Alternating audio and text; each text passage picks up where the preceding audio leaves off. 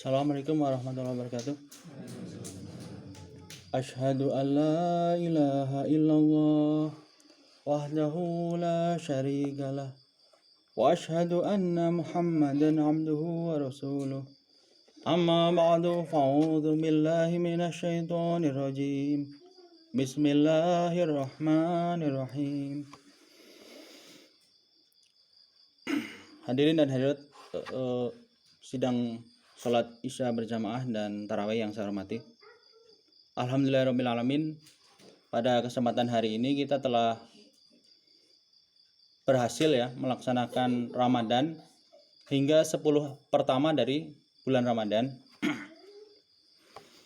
Dan kita akan memasuki 10 hari yang kedua dari bulan Ramadan. Bahkan mungkin sudah memasuki. Pada kesempatan hari ini saya ingin mengulang lagi beberapa tema atau bahasan yang disampaikan pada kesempatan yang lalu, di mana saya mengutip sabda dari khalifah kita yang tercinta Hadrat Mirza Masroor Ahmad Ayyadahullah Ta'ala bin Nasril Aziz, di mana pada kesempatan hari Masih Maut 23 Maret tahun 2023, sehari setelahnya pada hari Jumat tanggal 24 Maret beliau menyampaikan khutbah Jumat bertemakan Masih Maut. Dan di sana beliau menyebutkan mengenai ayat dalam surah Al-Jumu'ah, waladzi ba'atsa fil ummiyina rasulan minhum yatlu 'alaihim ayatihi wa yuzakkihim wa yu'allimuhumul kitaba wal hikmah wa in kanu min qablu lafi dhalalim mubin wa akharina minhum lamma yalhaqu bihim wa huwal azizul hakim. Di dalam ayat ini sudah saya jelaskan pengertian mengenai waladzi ba'atsa fil ummiyina rasulan, bahwa dia yaitu Allah Ta'ala telah mengutus, telah membangkitkan, telah mengadakan atau telah menciptakan seorang rasul dari kalangan bangsa Ummi dan bangsa Ummi ini telah saya jelaskan adalah bangsa Arab pada zaman Nabi Muhammad Rasulullah SAW. Kemudian pada ayat selanjutnya setelah dijelaskan tugas-tugas daripada Rasul tersebut, yaitu mengajarkan Alkitab dan hikmahnya Jadi tidak hanya Alkitab di sini adalah Al-Quran karena Alkitab pengertiannya ialah kitab syariat dan Al-Quran adalah kitab syariat. Atau Alkitab bisa juga diartikan hukum-hukum atau perintah-perintah yang mana secara jami, secara komprehensif dan lengkap tercantum dalam kitab suci Al-Quran. Jadi yu'allimuhumul kitaba wal hikmah, dia yaitu Rasul itu mengajarkan kepada mereka, pada umatnya Alkitab yaitu Al-Quran, wal hikmah. Hikmah di sini adalah rahasia-rahasia atau manfaat daripada Alkitab. Manfaat, tujuan dan maksud dan pengertian daripada Alkitab yaitu Al-Quran. Jadi dua hal, yaitu yu'allimuhumul kitaba wal hikmah. Jadi Rasul tersebut mengajarkan Al-Quran dan hikmah-hikmah daripada Al-Quran itu sendiri. Atau Alkitab bisa juga diartikan tadi telah saya sebutkan hukum-hukum atau peraturan-peraturan agama. Dan beliau juga mengajarkan al-hikmah atau hikmah-hikmah daripada peraturan agama tersebut. Dalam daras menjelang buka puasa yang pada hari ini telah saya sampaikan bahwa perintah-perintah syariat itu bisa berdampak seseorang melakukannya secara otomatis atau formalitas karena sering melakukan itu perbuatan beribadah dengan dominan karena formalitas atau kebiasaan atau tradisi, itu ada efek negatifnya juga, yaitu kehilangan rasa kecintaan kehilangan kelezatan, rasa lezat dalam beribadah. Oleh karena itulah perlunya al-hikmah pengertian mendalam mengenai manfaat-manfaat daripada hukum-hukum itu sendiri. Jadi perintah-perintah ibadah Jika dilakukan secara tradisi, secara formalitas, secara karena tekanan sosial ya, tekanan keluarga dan sebagainya, sehingga kita terpaksa ya, merasa terpaksa melakukan ibadah, itu ada efek negatifnya juga, yaitu apa? Kehilangan rasa cinta ya terhadap ibadah itu sendiri. Karena apa? Karena merasa tertekan ya, terpaksa atau merasa terbebani. Atau merasa kita beribadah karena seperti membayar pajak kepada Tuhan ya. Jadi setelah membayar, ini Tuhan aku udah ibadah nih, pajak gitu. Udah ya gitu. Akhirnya hilang apa? Hilang rasa kecintaan terhadap ibadah itu sendiri. Hilang rasa lezat, hilang rasa enak ya, rasa nyaman, rasa bahagia, rasa kerelaan, rasa kesukaan beribadah itu sendiri.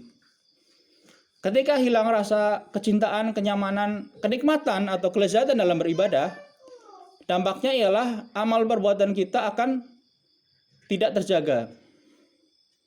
Jadi karena merasa ibadah karena terpaksa, ibadah karena tradisi, ibadah karena kebiasaan, setelah melakukan ibadah selesai, lalu amal ibadahnya, amal perbuatan dalam hal menjaga hak-hak sesama, dalam hal yang sifatnya bukan ibadah mahdo ya, ibadah sholat dan sebagainya, lalu dia akan mengalami ketidakawasannya. Maksudnya dia tidak mengawasi apakah dalam hubungan antar sesama ini benar atau tidak. Kenapa demikian? Karena dia udah kehilangan rasa lezat dalam beribadah, sehingga kecintaan pada Allah Ta'ala mendingin ya. Yang dampaknya ialah dia tidak memperhatikan perintah-perintah Allah Ta'ala dalam hal hak-hak sesama makhluk, sesama kerabat, baik dekat atau jauh, lalu dalam lingkup yang lebih luas lagi. Ini adalah dampak buruk ibadah karena tradisi atau ibadah karena terpaksa. Makanya tadi telah saya sebutkan bahwa Rasul yang diutus oleh Allah Ta'ala tersebut, yaitu Nabi Muhammad SAW, itu mengajarkan Alkitab ya dan Al-Hikmah. Lalu yuzakkihim,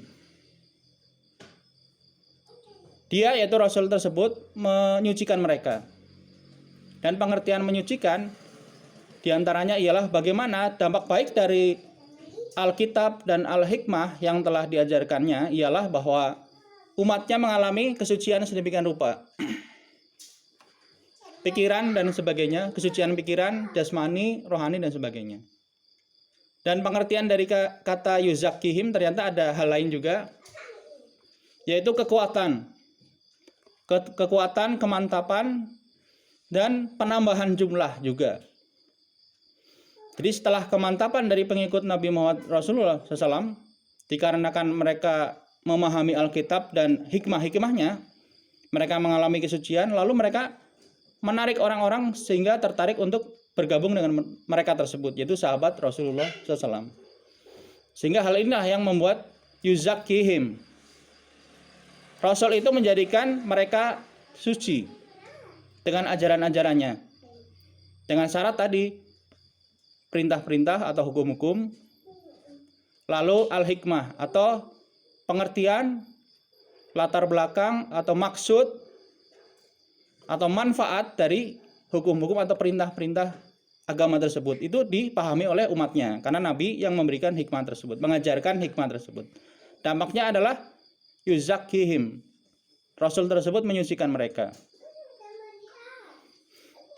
Padahal kaum yang kepada mereka Rasul itu diutus sebelumnya adalah fi dhalalim mubin, dalam kondisi kesesatan yang nyata. Selanjutnya di ayat kemudian setelah ayat tersebut ialah wa akharina minhum lamma yalhaqu bihim. Jadi setelah Allah Ta'ala mengutus bangsa fil ummiyina, Allah Ta'ala mengutus di kalangan ummiyina rasulan, lalu Allah mengutus wa akharina minhum. Karena ini ayat selanjutnya ini ada hubungannya dengan ayat yang terdahulu, yaitu huwallazi ba'atsa fil ummiyina rasulan. Fil ummiyina rasulan. Lalu wa akharina minhum. Dan orang-orang lain atau kaum lain yang berasal dari mereka, minhum. Hum ini umat Islam. Namun lama yalhaqu bihim, yang belum pernah berjumpa dengan umatnya Nabi Muhammad, sahabatnya Nabi Muhammad SAW. Jadi memang ini cukup jelas juga, namun tafsiran ulama-ulama terdahulu menganggap yang dimaksud adalah kalangan tabi'in ya. Padahal kalangan tabi'in itu masih kebanyakan satu kaum dengan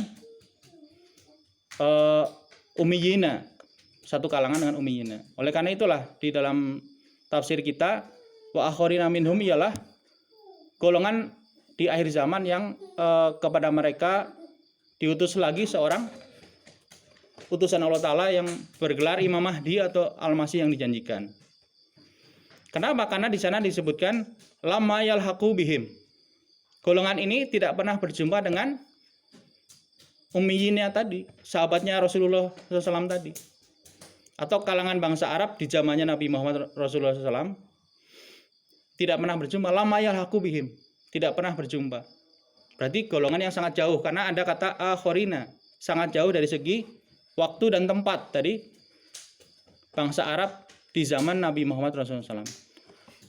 Dan itu adalah di zaman akhir ini, di abad 19, Allah Ta'ala telah mengutus Imam Mahdi alaihissalam dalam pribadi pendiri Ahmadiyah Hadrat Mirza Ghulam Muhammad alaihissalam, yang wafat pada tahun 1908 dan lahir pada tahun 1835.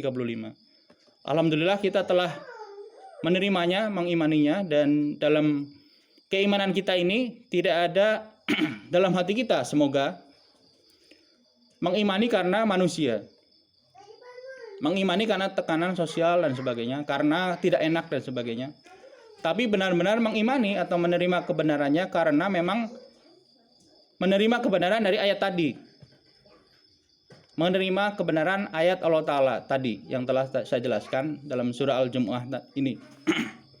Jadi kita mengimaninya karena Allah Ta'ala dan Rasulnya SAW. Allah Ta'ala menjelaskannya dalam surah Al-Jumu'ah, dan Nabi Muhammad Rasulullah SAW dalam berbagai hadis telah mengabarkan mengenai Imam Mahdi alaihissalam yang akan datang di zaman akhir ini. Jadi sekali lagi, kita menerima kebenaran Imam Mahdi bukan karena keluarga. Ya mungkin memang didikan keluarga mempengaruhi juga kepribadian kita atau akidah kita ya, keimanan kita. Namun ketika berbicara keimanan akidah asli di dalam hati kita, maka kita menerima kebenaran tersebut karena memang hati kita meyakini itu benar, dan kita membenarkannya karena Allah Ta'ala, karena Rasulnya Nabi Muhammad Rasulullah SAW telah mengabarkannya mengenai Imam Mahdi di zaman akhir yang akan datang setelah beliau, dan alhamdulillah telah datang di abad 19 dan 20 ini, di zaman ini. Dan kita telah mengimani Imam Mahdi alaihissalam dan menerima khilafah beliau yang pada saat ini ialah khalifah yang kelima, Hadrat Mirza Masroor Ahmad ayyadahullah ta'ala binasiril aziz. Semoga Allah Ta'ala senantiasa menguatkan beliau dengan pertolongannya. Amin. Sekian, semoga daras ini bermanfaat bagi semuanya, termasuk diri saya pribadi. Wa akhiru da'wana alhamdulillahirabbil alamin. Wassalamualaikum warahmatullahi wabarakatuh.